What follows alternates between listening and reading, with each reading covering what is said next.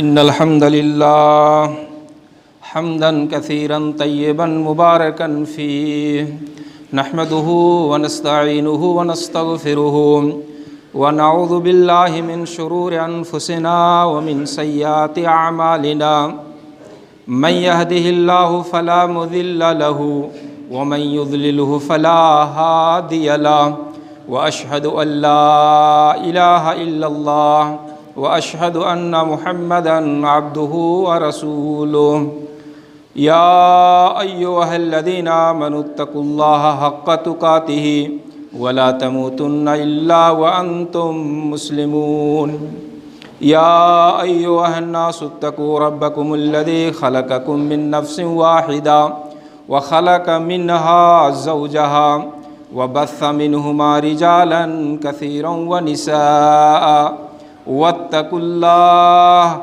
الذي تساءلون به والأرحام إن الله كان عليكم رقيبا يا أيها الذين آمنوا اتقوا الله وقولوا قولا سديدا يصلح لكم أعمالكم ويغفر لكم ذنوبكم ومن يطع الله ورسوله فقد فاز فوزا عظيما أما بعد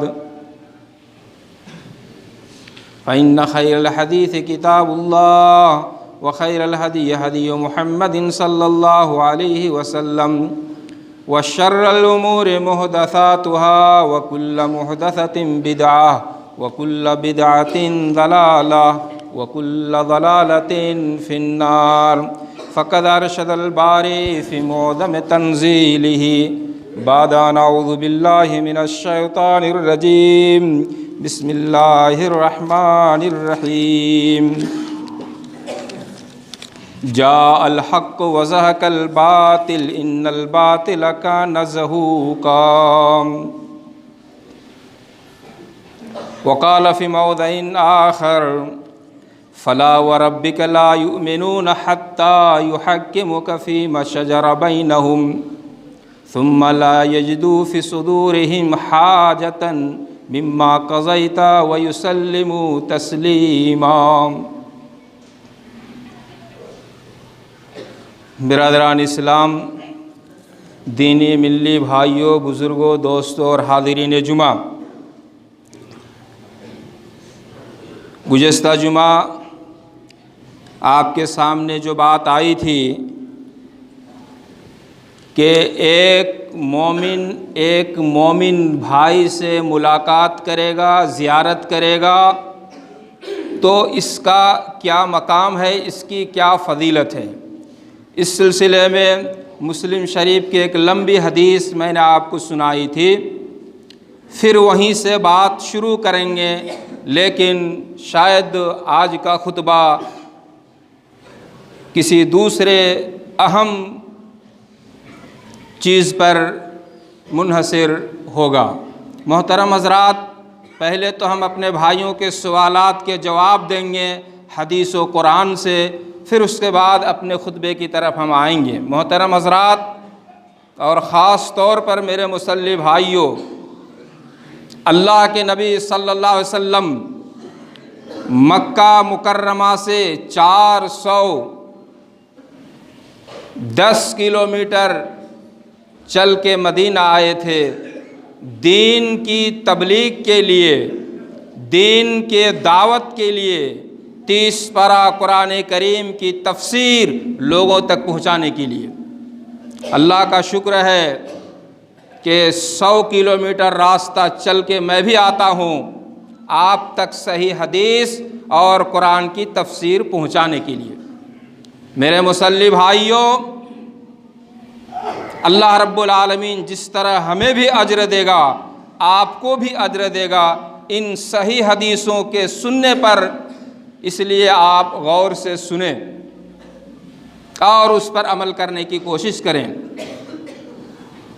بڑی تکلیف سے آپ تک پہنچتا ہوں، اور خصوصاً آج بائک نہیں چلاتا، لیکن 11 کلومیٹر راستہ 5 بجے فجر کی نماز پڑھ کے چلا ہوں، ہاتھ سل ہو گیا، رومل نکال کے باندھا، پھر گاڑی چلائی۔ اس لیے کہ میری بڑی گاڑی میرے لڑکا لے کے چلا گیا۔ محترم حضرات، جس دن میں اپنی گاڑی سے جمعہ پڑھانے کے لیے آتا ہوں 1600 روپیہ خرچ ہوتے ہیں، لیکن 1400 روپیہ مجھے خرچ ملتا ہے آنے جانے کا۔ دل نہیں چاہنے پر بھی یہ کام مجھے کرنا پڑے گا، اس لیے کہ اللہ اور اس کے رسول کا حکم ہے۔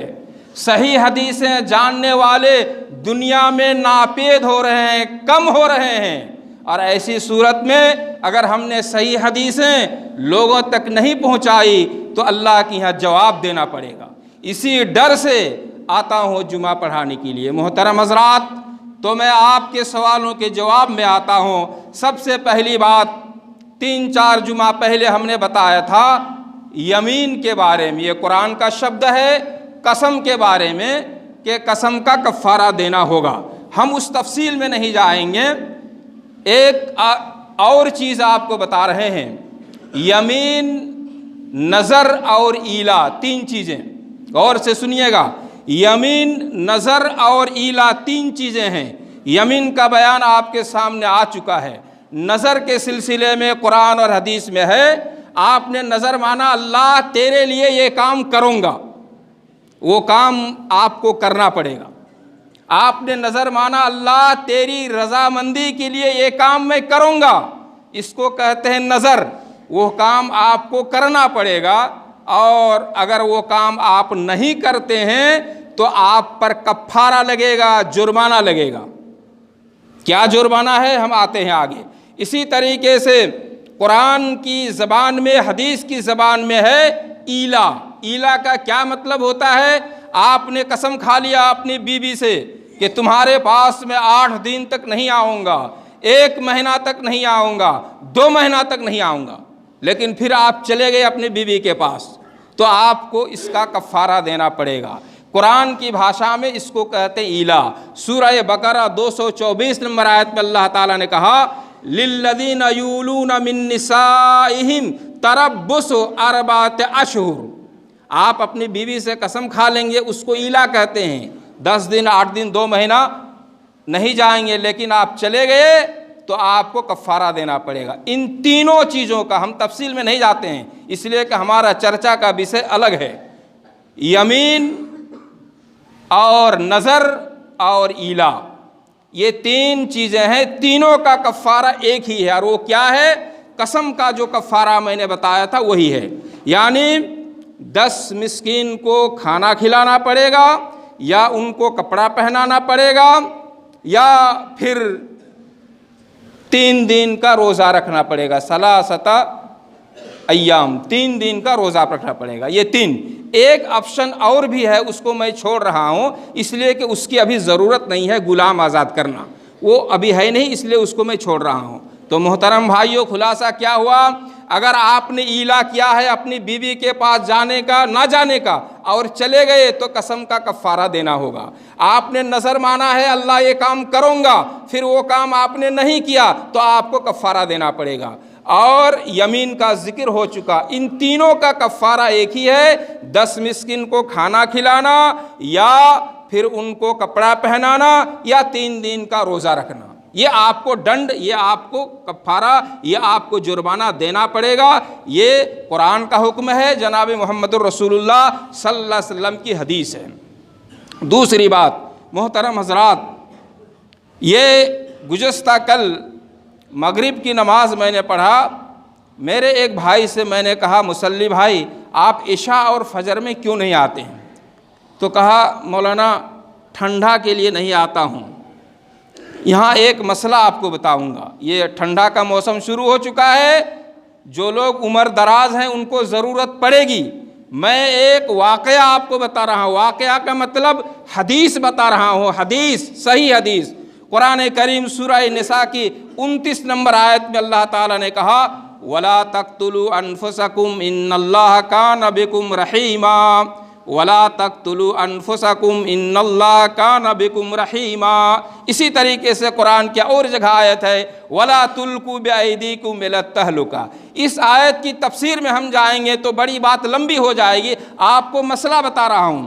اللہ کے رسول کے زمانے کا واقعہ، सन 8 हिजरी यही महीना था। सन 8 हिजरी अरबी में जो जुमादुल उखरा चल रहा है, ये महीना था अल्लाह के रसूल के ज़माने का वाक़या। गज़वाए ज़ातुस्सुलासिल या सरिया ज़ातुस्सुलासिल एक जगह का नाम है। अल्लाह के रसूल ने 500 सहाबाए कराम को भेजा था। ये हदीस बता रहा हूँ मेरे मुसल्ली भाई, अल्लाह के नबी ने 500 सहाबाए कराम को भेजा था। उनमें हज़रत अबू बकर भी थे, उनमें हज़रत उमर भी थे, बड़े बड़े अजिल्ला सहाबाए कराम। और उसका अमीर था हज़रत अब्दुल्ला बिन अम्र बिन आस रज़ी अल्लाह ताला अन्हु। वाक़या ये हुआ कि अब्दुल्ला बिन अम्र बिन आस रज़ी अल्लाह ताला अन्हु ने सख्त ठंडी के दिन में जुनबी के हालत में इमाम होकर नमाज पढ़ा दिया। गौर कीजिएगा, अल्लाह के नबी सल्लल्लाहु अलैहि वसल्लम को पता चला तो अल्लाह के नबी सल्लल्लाहु अलैहि वसल्लम ने कहा, या अम्र सल्लैत बि अस्हाबिका व अंत अला जुनूब। ये हदीस के शब्द हैं।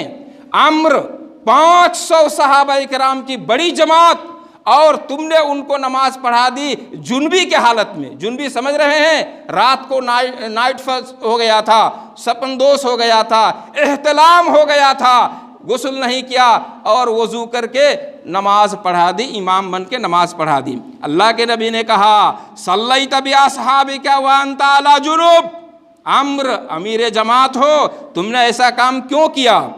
कहा, या रसूल अल्लाह इन्नी एहतलमतु फी लैलतिन बारिदतिन शदीदतिल बर। ये हदीस के शब्द हैं। अल्लाह के नबी, मैं एहतलाम हो गया, जुनबी हो गया, रात को इतनी ठंडी थी कि जिस्म शिल हो जाता।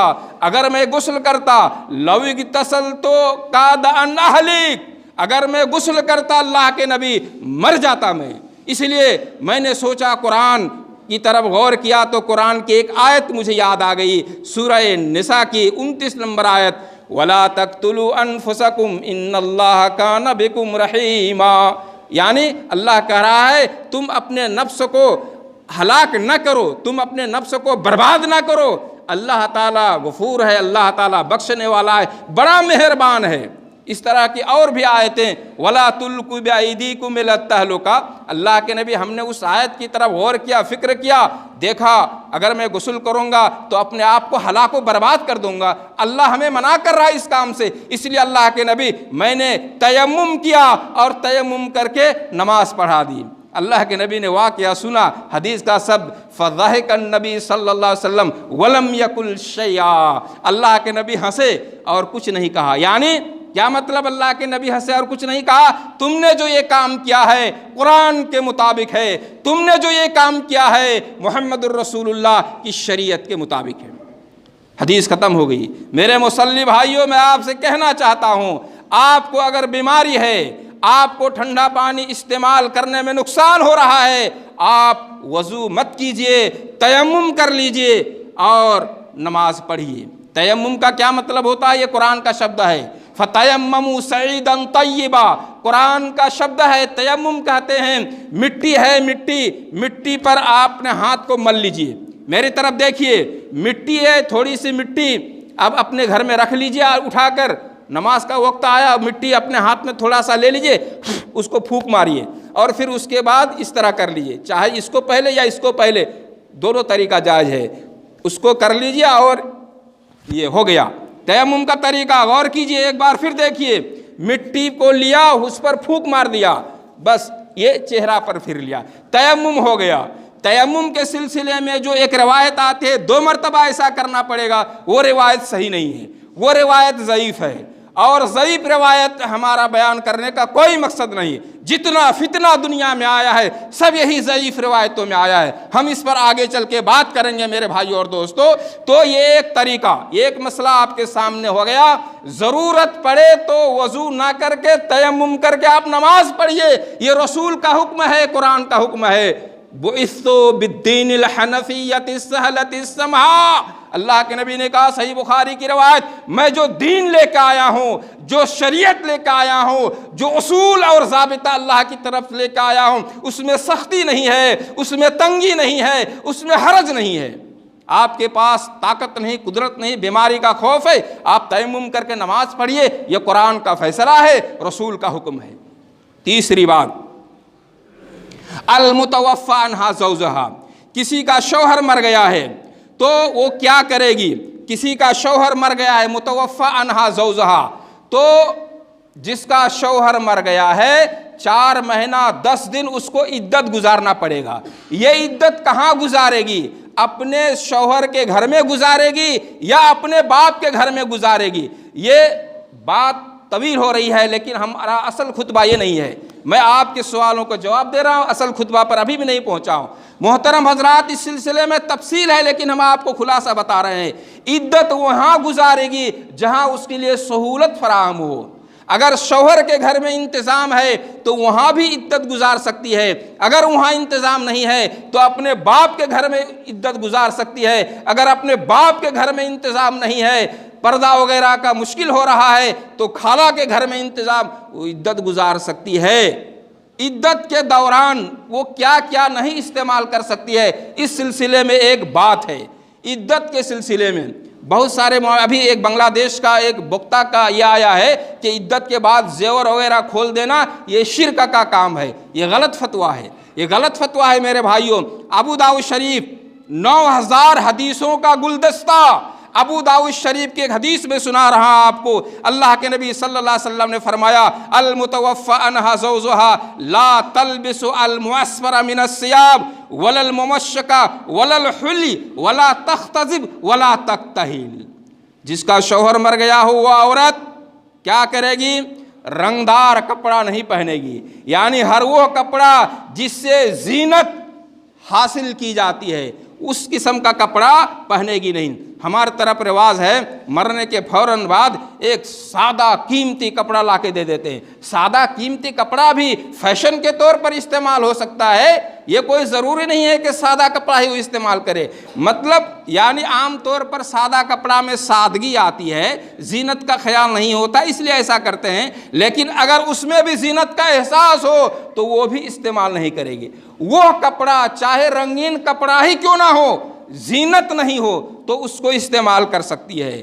اور عدت کی حالت میں زیورات نہیں پہن سکتی، ولل حلی، حلی کے معنی زیور، زیورات استعمال نہیں کر سکتی، ولا تختضب، خضاب نہیں لگا سکتی ہے، اپنے بال رنگ نہیں سکتے ہیں، ولا تکتحل، سرما بھی نہیں لگا سکتے ہیں۔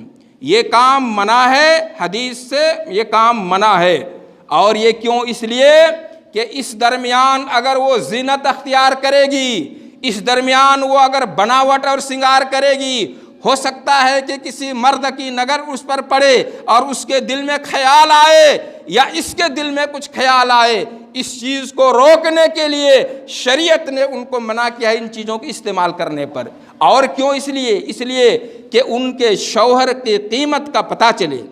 یہ شوہر جس نے خون پسینہ ایک کر کے اپنی بیوی کے لیے سب کچھ برداشت کیا تھا، آج ان کا شوہر دنیا سے چلا گیا، اس کی قیمت، اس کی وقت اور اس کا وزن ثابت کرنے کے لیے بیوی کے لیے ضروری ہے کہ کسی قسم کا بناؤ اور شنگار اختیار نہ کرے کہ کوئی دوسرا مرد اس کی طرف نظر اٹھائے۔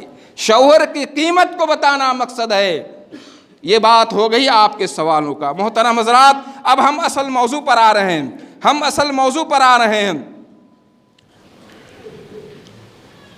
ابھی جو لوگ پڑھے لکھے لوگ ہیں اور فیس بک وغیرہ چلاتے ہیں، انہوں نے دیکھا ہوگا کہ ایک جماعت پر سعودی عرب نے پابندی لگائی، تبلیغی جماعت پر سعودی عرب نے پابندی لگائی۔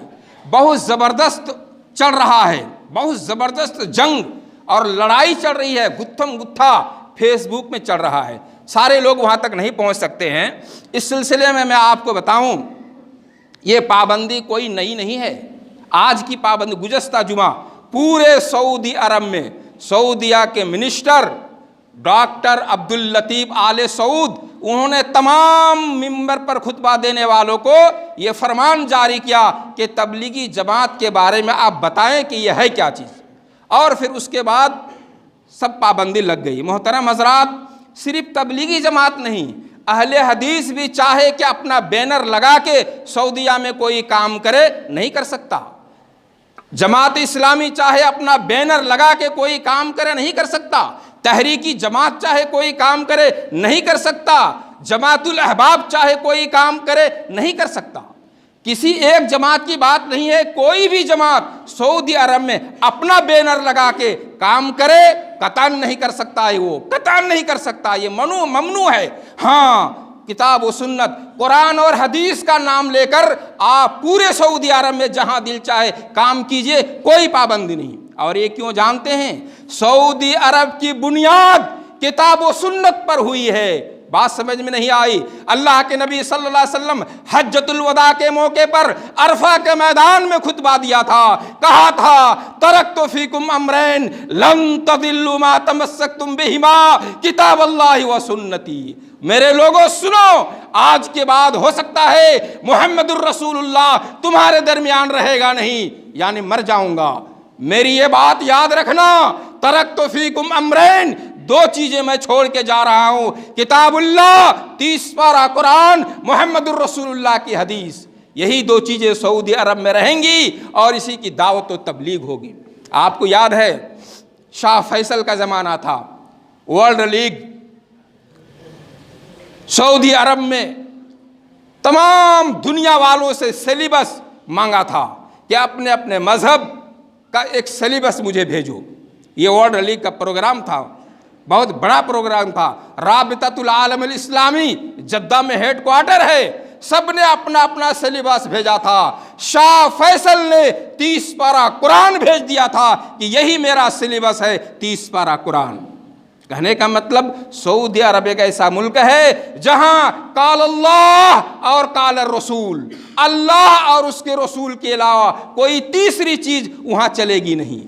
نہ امام شافعی کا چلے گا، نہ امام احمد بن حنبل کا چلے گا، نہ امام مالک کا چلے گا، نہ امام ابو حنیفہ چلے گا. چلے گا تو محمد الرسول اللہ کا چلے گا. میرے بھائیوں، بزرگوں اور دوستو، شاہ محمد بن سلمان کو یہودی کہا جا رہا ہے. غلط ہے، اپنی زبان آپ کنٹرول کیجئے. یہودی نہیں ہے. انہوں نے جو حکم دیا ہے اس کو نیگیٹیو میں کیوں لیتے ہیں؟ اس کو پازیٹیو میں لیجئے. اس نے جو کہا ہے اس کو نیگیٹیو میں کیوں لے رہے؟ اس کو پازیٹیو میں لیجئے. انہوں نے کس بنیاد پر آپ کو منع کیا ہے؟ سب سے پہلے ہم ایک چیز آپ کو بتائیں گے. فَلَا وَرَبِّكَ لَا يُؤْمِنُونَ حَتَّى يُحَكِّمُوكَ فِي مَا شَجَرَ بَيْنَهُمْ. قرآن کہہ رہا ہے سورہ نساء 65 نمبر آیت میں کہ رسول کو حکم مان لو تمام معاملات میں. زبردستی فَلَا وَرَبِّكَ، اس کا معنی دیکھیے گا. فَلَا وَرَبِّكَ، تیرے رب کی قسم، مومن نہیں ہو سکتے جب تک محمد الرسول اللہ کو جج نہ مان لو، جب تک محمد الرسول اللہ کو حکم نہ مان لو سارے معاملات میں، چاہے دنیا کا ہو چاہے آخرت کا ہو، سارے معاملات میں. اور اس کو حکم مان لینے کے بعد لا یجدوا فی انفسہم حرجا مما قضیت ویسلموا تسلیما، اپنے دل میں کسی قسم کی کشک، اپنے دل میں کسی قسم کی کوئی وسوسہ نہ آنے دو، ورنہ پھر امام ڈگمگا جائے گا. غور کیجئے گا سورہ نساء کی 65 نمبر آیت. اور پھر سورہ احزاب 22 پارہ میں اللہ کے نبی کیا کہہ رہے؟ محمد الرسول اللہ بیان کر رہے ہیں اللہ کا قول کیا؟ وَمَا كَانَ لِمُؤْمِنٍ وَلَا مُؤْمِنَةٍ إِذَا قَضَى اللَّهُ وَرَسُولُهُ أَمْرًا أَن يَكُونَ لَهُمُ الْخِيَرَةُ مِنْ أَمْرِهِمْ وَمَن يَعْصِ اللَّهَ وَرَسُولَهُ فَقَدْ ضَلَّ ضَلَالًا مُبِينًا.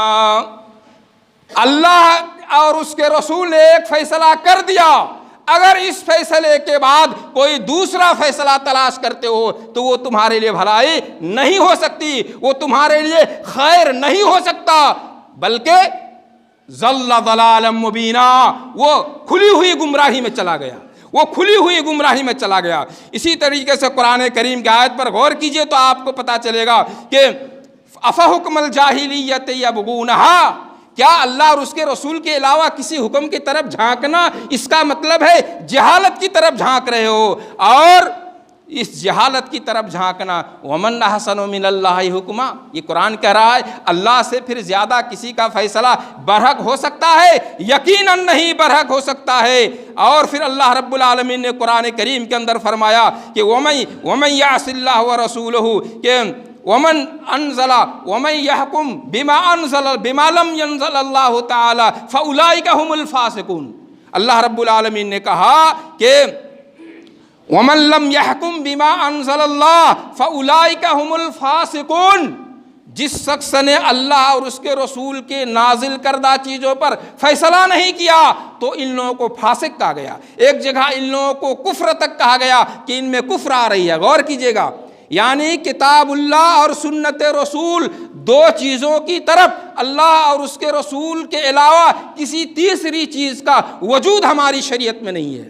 بھائیو ذرا انصاف کرو، کلمہ پڑھو گے محمد الرسول اللہ کا اور طریقہ اپناؤ گے امام شافعی کا، طریقہ اپناؤ گے امام مالک کا، طریقہ اپناؤ گے امام احمد بن حنبل کا، طریقہ اپناؤ گے امام ابو حنیفہ، یہ انصاف کی بات ہے، یہ انصاف کی بات ہے۔ محمد بن سلمان کا یہی کہنا ہے، کتاب و سنت کے علاوہ کوئی تیسری چیز اگر اللہ کے نبی نے دی ہو ہمیں تو لے آؤ۔